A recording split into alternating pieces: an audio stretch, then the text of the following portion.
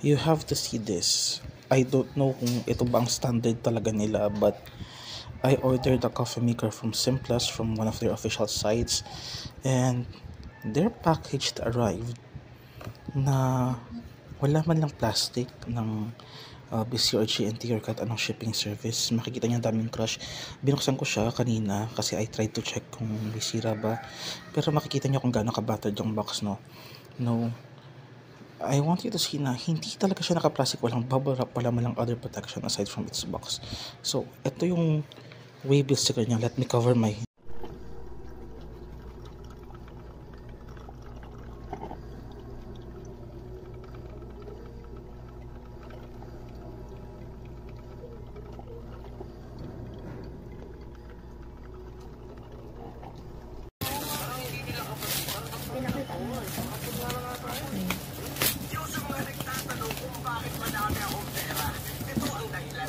Kasi